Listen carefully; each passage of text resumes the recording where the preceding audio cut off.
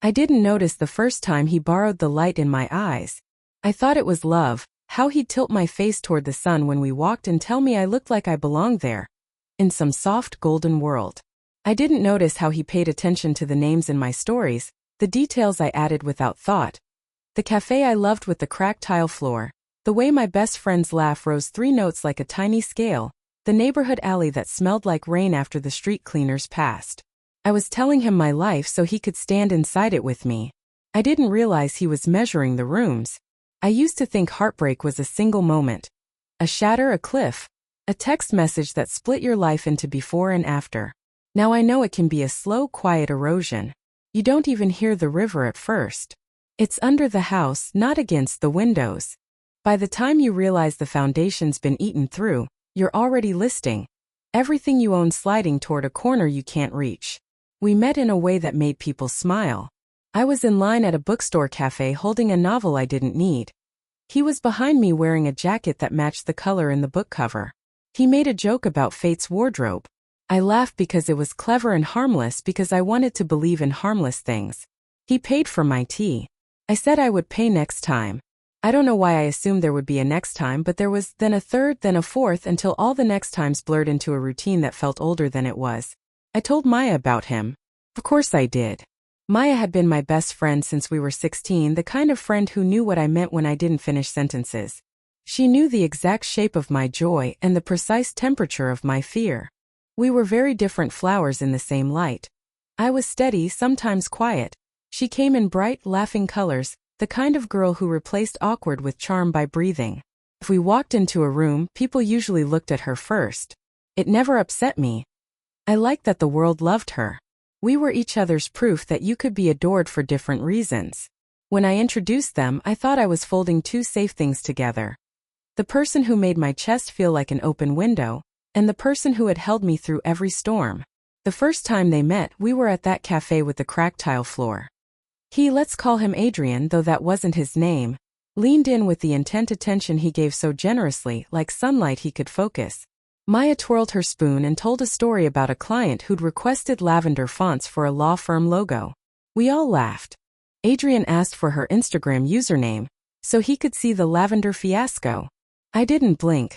Of course he'd follow my best friend. People did that. It meant nothing. Later, when we were walking home, he asked a few more questions about her than I expected. What did she study in college? Why did she hate cilantro? What did she do for her birthday last year? The way he asked felt curious, not hungry. I answered easily. The details were small, like seashells you pocket from the shore without thinking. I didn't know what he was building with them. Our first winter together was a collage of warm hands and colder mornings. Adrian learned my coffee order and the pattern of my headaches. He left notes under my kettle. Drink water. He put his hand on my knee under restaurant tables and made me feel like I was the only person he knew how to look at. He held my gaze the way a promise holds its shape even when you test it, bending it gently to see if it breaks. I felt wanted, seen, loved. Those are such dangerous feelings, the way they make you lower the drawbridge with a smile. Maya liked him. She never said it like a verdict, more like a shrug. He's sweet. He listens. He knows the difference between being witty and being unkind. Keep him. We had rules, Maya and I. Jokes really turned into touchstones. If one of us said, keep him or run, the other listened. But she said, keep him with half a grin. I didn't hear the small silence that followed, the one in which she might have said something else if she'd given herself permission. The first sign, if I'm honest, came dressed as flattery. Adrian wanted my world. He asked me to bring him to my Thursday night dinners, the ones I called found family meals, where we ate pasta and told truth or brag. He asked about my mother, how she ate her toast, why she folded letters into quarters as if that kept the words tidier. He asked how Maya and I had survived our worst year. I told him about the winter we were both broke and laughed by pretending the heat worked better if we giggled. I painted a mural for him with the parts of my life that made it mine. I didn't notice that when he looked at the mural, his gaze landed on one figure more often than the rest. There were so many small things. The way he angled his body toward her when we all sat on my couch. The way he remembered she liked ginger candies and kept them in his pocket when we went out. The way he found her jokes a second before everyone else and met her eyes to laugh privately. Like they were sharing a radio station nobody else could tune to. You have to understand. None of it was proof, not in a court where evidence needs to be photographed. It was the kind of thing you feel in your stomach before you can name it. A draft in a closed room. A door not exactly shut. I am not jealous by nature. It's not virtue, more habit. I was raised to call myself reasonable, to fold away my discomfort like a sweater I wasn't ready to wear in public. So when the discomfort started, I told myself stories. He's an extrovert. Maya's magnetic. You're reading the shadows wrong. I nearly convinced myself until the night of the charity gala. It was one of those events we pretend to like because we want to be the kind of people who do. Everyone wore borrowed glamour. The lights were soft and forgiving. There was a silent auction with framed photographs we would never hang. I arrived late because my boss asked me to fix a grant proposal, and when I walked in I saw them. Adrian and Maya. Standing too close under a fig tree. He was saying something that made her bite her lip, and she was tucking a strand of hair behind her ear in a way she only does when she's nervous. I watched for a minute, the way you watch your own dream from a doorway, knowing you can't step inside without waking it. I didn't make a scene. That's not my style. I stepped between them with a joke about the fig tree being the real star of the evening, touched his arm and kissed Maya on the cheek. Adrian put a hand on the small of my back. Maya asked if I'd seen the ridiculous peacock centerpiece. Everything looked like normal if you didn't look too long. That's how I lived for the next month. Quick glances, quick explanations, quick breaths. The truth arrived not in a thunderclap but in a vibration. One night, Adrian left his phone on my kitchen counter, while he went to pick up dumplings from the place that knows my order. I wasn't snooping. I swear I wasn't. I had no intention of touching it. Then it buzzed. A message previewed itself on the screen like a tiny flag. I'm sorry about earlier. I didn't mean to make things weird. My hands knew the shape of her name before my eyes confirmed it. Maya. I stared at the screen until the message notification faded back into the lock screen. My heart did that awful thing where it tries to knock down your ribs to escape. I told myself 1,000 reasonable things in 1,000 unreasonable seconds. They're friends. They're allowed to be awkward. She probably meant something innocent. I could hear my mother's voice in my head, telling me not to borrow trouble. I was a responsible banker of trouble. I never borrowed. But the bank was being robbed and I was watching from inside the vault. When Adrian returned, I didn't mention the message. I couldn't find the version of myself that could do it without sounding like a detective whose badge was made of paper. We ate dumplings. We watched a silly cooking competition. He kissed me with the same mouth he used to laugh when I said the contestants were too dramatic. I slept next to him while my spine arranged itself into an iron rail I couldn't climb over. The next day, I asked Maya to meet at our old spot. A bench by the river. The swans are rude there and the coffee is terrible, but it's ours. She came wearing that sweater I bought her once when she cried through a winter. I decided to be the kind of woman who asks a question without flinching. Are you and Adrian texting a lot? Maya blinked. It was almost nothing the blink, but I knew her blinks. She said, not a lot. Sometimes. Her voice tried to be light but tripped over a stone. He helps me with tech stuff. Remember my website being weird? Did he make things weird? My voice didn't shake. I would like credit for that. Not like that, she rushed. Then slower. I think he likes the attention. We got friendly. I tried to keep it clear I wasn't. She ran a hand over her hair, a nervous sweep. I thought you knew. Thought it was fine. You two are solid. Solid. As if we were a table. As if we were engineered. As if feelings were screws you can tighten if the legs wobble. What did you apologize for? I asked. It wasn't a knife. It was a spoon I sharpened into one by repeating the question in my head. She sighed. At the gala. He said I looked impossible. I made a face. He backpedaled. I told him I didn't want to be a problem between you. He said I could never be. It was messy for a second. She looked up at me with eyes I'd known longer than any man's hands. I'm sorry.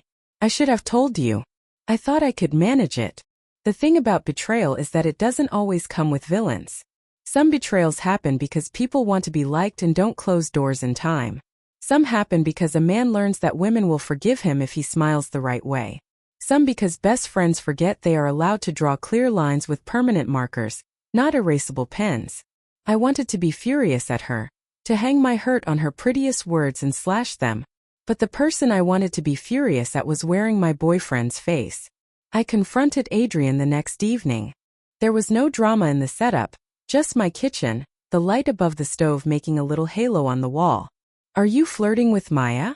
I asked in the same tone I might use to ask if we were out of olive oil. He did what men do when they are cornered but believe the corner is a misunderstanding. He smiled slightly and tried to soften the edges with charm. "She's your best friend," he said, as if that were a prayer. "I adore her because she matters to you. Is that a crime? Don't patronize me." My voice was sharper than I'd heard it in months. Felt good, like a bone setting. "Did you tell her she looked impossible at the gala? Are you texting her things you don't text me? Are you asking about her day in ways that aren't about me?" He raised his hands, palms out. Okay. I might have overstepped, but it's not what you think. I would never cheat. Sometimes the worst things we do are everything but the thing we know the word for." He hadn't touched her as far as I knew. He'd touched the perimeter of her over and over without crossing the chalk line, not because he respected the rules, but because he liked the game better this way. He wanted to be charming enough to linger on the edge of sin without being charged with it.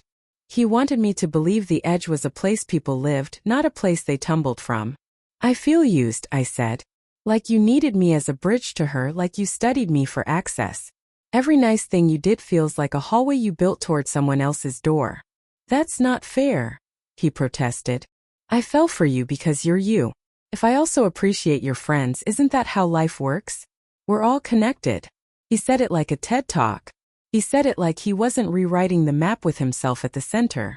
I watched him pretend there was no difference between loving your partner's people and curating proximity to the person your partner made visible. I felt something inside me stand up. It had been sitting for too long, seat numb and polite. "Leave," I said. "Take your jacket. Leave the key." He gaped. "We're going to throw this away because I was friendly? We're going to throw this away because you were dishonest," I said. "Because you liked the glow on your face and you didn't care where it came from, as long as it made you look good in the mirror. Because you turned my life into a lobby." He could have begged. He could have tried on sincerity. Instead, he scoffed as if I were overreacting.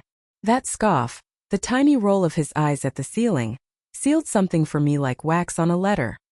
He left with too much dignity for someone who had refused to behave with any. When the door clicked shut, I sat on the floor and cried into my folded knees, the way I used to cry when I was small and thought adults had a map. I won't romanticize the weeks that followed. They were ugly. I checked my phone too often. I woke at 3 a.m. and listed all the ways I should have seen sooner. I composed texts I didn't send, to him, to her, to myself. I ate cereal for dinner. I swore I saw his jacket on strangers. I hated that he had stolen not just love but also the version of myself I liked best, the one who trusted her own weather. I was angry at Maya in a way that scared me because it was precise. I knew which minute she should have told me and which joke she should have refused to laugh at and which message she should have deleted before sending. I hated that I had a list for my friend like she was a recipe I could rewrite to make less salt. There's a particular loneliness in being betrayed by two people you loved differently. It's like the house loses power in two rooms at once. You can't just go sit in the other. You light candles and pretend it's romantic, but there's the smell of smoke, there's the drip of wax, there's the fact that candles don't heat a home, they barely mark the dark. One night my mother called and said, "You sound like a room with closed windows." I laughed because it was absurd and perfectly right. I told her the truth, not the pretty version. She made the TSK sound that belongs to mothers. "You don't get points for being the last one to admit something," she said. "You're not the captain of a sinking ship. You can get in the boat." Then in the softer voice, "I'm sorry, baby. I'm sorry you are hurt in a place that takes a long time to stop echoing." I began to do tiny, unglamorous things. I changed my sheets. I unsubscribed from his favorite newsletter that I'd signed up for to impress him. I placed the mug he liked at the back of the cabinet. I dragged a chair to the window and sat in the sun for 15 minutes a day, intentionally. I started a list in a notebook of things that were mine and not anybody else's. The way I prefer tea too strong. My habit of walking the long way home to pass the good dog who wears a bandana. The song I can't hear without crying and the one that makes me dance like ambulance lights. I was building a different foundation while my walls still trembled. Maya texted. I didn't answer for a week. She called. I let it ring. She sent flowers and I didn't open the door to sign. She sent a voice note that began with my name in the voice she reserves for prayer and panic. I'm sorry, she said. I didn't think. No, I did think, and I thought I could control it, and that was selfish. I miss you. I miss our dumb commentary on street fashion. I miss your face when you taste new cheeses. I miss your punctuation. I cried listening. Not because it fixed anything, but because it sounded like I wasn't the only one in pain. When we finally met, it was raining. We sat under an awning at the place with terrible coffee, and watched the river pretend it had somewhere to be. Maya looked thinner. Guilt does that to a person. It eats the parts that joy likes to sit on. I hate what I did, she said. Not a dramatic hate. A heavy one. I like that he liked me and I didn't put up a fence fast enough because I think I got addicted to feeling admired by someone who knows you love me. I appreciated the precision. I hate that I didn't listen to myself, I said. That I thought I had to be cool and open-minded instead of drawing a line with fluorescent paint. I hate that I gave him all the best stories so he could rehearse what to say to you. We were quiet long enough to hear the rain change tempo. Then I asked the meanest, kindest question. If I hadn't said anything, where would it have gone? Maya's eyes were steady. To a place we couldn't climb back from, she said. I didn't want him. I wanted the feeling. But feelings dress up. They trick you. I should have chosen you with both hands. We didn't fix it that day. But we set the first stone on a bridge back to each other. Trust doesn't regrow like hair. It regrows like a forest after a fire, slow, stubborn, full of unexpected flowers. As for Adrian, he texted exactly 3 times. The first. A paragraph about misunderstandings, the way poets stand too close to people because they love humanity, as if he were a half-price philosopher. The second. A photo of a street we once kissed on, as if the geography would do his apologizing. The third arrived a month after I last saw him. Are you okay? The kind of message a person sends to check whether he still lives in your head rent-free. I replied. Yes. It was the truest thing I'd said to him in weeks. I did a lot of practical healing. I booked a therapy session and told the woman everything without making jokes to soften it. I read books about boundaries that made me roll my eyes and then circle passages in bright ink. I went dancing with girls who wore their joy like a dress code. I went for long runs even though I am not a running person because I wanted to feel my heart pound for reasons that weren't fear or longing. I deleted pictures and then, on a later day when I felt less dramatic, restored a few that were more about me than him. A picture of my hand holding a flower. Me laughing so hard my face looks wrong. A sunset that had the audacity to be beautiful on a day I cried for 7 hours. Time didn't fix it. Time got bored and wandered off. What fixed it was attention, my attention to myself. What fixed it was letting my anger be a teacher and not a tenant. I learned that sometimes betrayal isn't a cliff or a river. Sometimes it's a mirror. It shows you the places where you thought being generous was the same as being brave, where you kept hoping someone would be what you decided they were instead of what they kept showing you. Months later, I saw Adrian at a friend's gallery opening. Life is rude like that. She doesn't ask whether you're ready for the test before she hands you the pencil. He approached with the face men wear when they're about to ask for something they can't name. He said my name like he wanted credit for remembering. I didn't offer him any. I stood in a room full of large paintings of small things. A ring on a nightstand, a spoon, a button, and thought about how love is like that too. The big canvas is made of tiny choices. You look good, he said, because he didn't know another way to start. I am good, I said, because that is how I know how to continue. He tried a smile. We were something. We were an almost, I said. And then we were a lesson. He blinked. Are you always like this now? Clear. I tilted my head. I'm practicing. He looked past me at someone who had just laughed. I watched the familiar angle of his body wanting that light. It no longer hurt. It just looked like a person being exactly who they are, which is both comforting and disappointing in the way weather can be both when you finally check the forecast. When he walked away, I felt a quiet gratitude for the past tense. I turned and found Maya across the room, near a painting of a door left ajar. We had agreed, months earlier, to become roommates for a while, Not literally, though we'd done that once, but in the sense of living inside each other's schedules again, choosing each other out loud. Wednesday nights became ours. We cooked badly on purpose and watched terrible reality shows and talked about men the way people talk about weather patterns now that they understand climate change. Sometimes we cried. Sometimes we howled with laughter.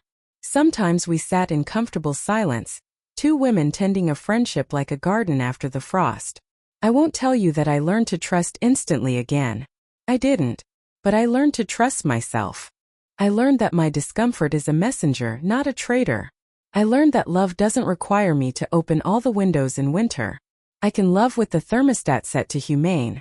I learned that the way someone treats my people matters not because they are shiny or useful, but because love should make you a kinder steward of what matters to the person you profess to adore. I learned that adoration without responsibility is a kind of vandalism. The last piece slid into place on a day that wasn't special. I was at the grocery store buying cucumbers and a ridiculous bouquet of tulips I couldn't justify. A song came on that used to make me think of Adrian's hands. I braced for the ache. It didn't come. Instead, I remembered a different thing. The way Maya once danced in my kitchen to that song holding a spatula like a microphone. I laughed out loud, startling an old man in the cheese aisle. He smiled back because sometimes joy is contagious despite itself. That evening, as the sun did its best impression of a kind God over my neighborhood, I set the tulips in a chipped vase and texted Maya. "Dinner? I'm making something green and dangerous."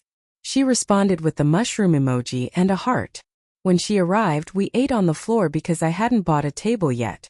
We toasted with cheap wine to things we wanted to remember, that we had once almost lost each other and didn't, that we had once confused attention with love and now we knew better.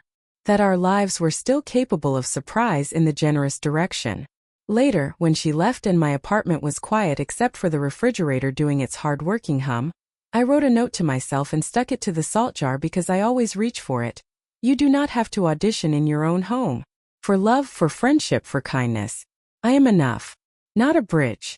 Not a lobby. A house with doors I open with intention. If you ask me now about Adrian, I will tell you he was the wrong story for me, written in the wrong tense, using words that felt like compliments but were actually passwords to rooms he wanted to enter. If you ask me about Maya, I will tell you she is my oldest poem, not because she is perfect but because we chose to revise.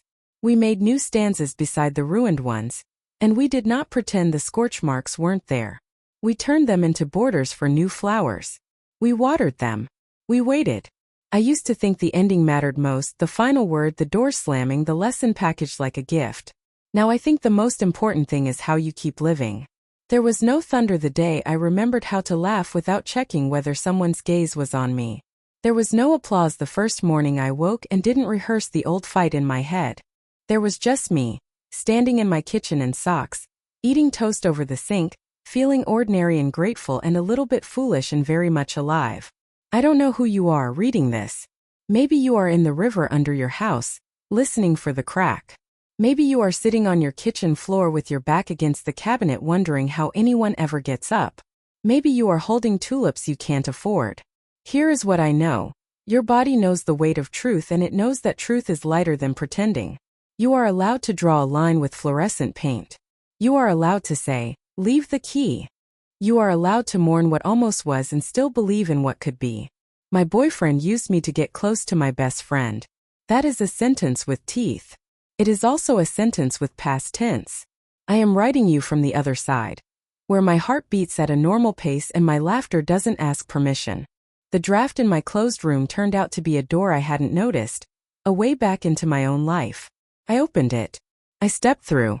I turned around once to wave at the girl who thought the foundation was gone. And then I kept walking because there is a difference between being hurt and being ruined, and I, as it turns out, am not ruinable. Now when I pass a fig tree at a party, I stand under it alone for 1 minute and make a promise. I will not build hallways to other people's mirrors. I will not be the battery that powers a man's reflection in a light meant for someone else. I will be my own electricity. I will keep a ginger candy in my pocket for myself. I will invite my friend into rooms where the men know we are there to see each other first. The last time I saw Adrian, months later at another Too Bright event, he tried to tell me a story about a book cover matching his jacket. I laughed, not cruelly, just truthfully. That joke belonged to someone else now. A girl who had learned how to take what was hers and leave the rest on the counter like change she didn't need. I wished him well the way you wish rain well when you have finally bought a good umbrella. Then I turned to find Maya, who was telling a stranger about a ridiculous client. And we made a face across the room that said more than any apology. We had survived. We had chosen again. We had made ourselves the sun. When I got home, I put my phone face down and opened every window in my apartment, letting the night in like a choir. I stood in my own light and did not borrow or lend. I was not waiting for praise or permission.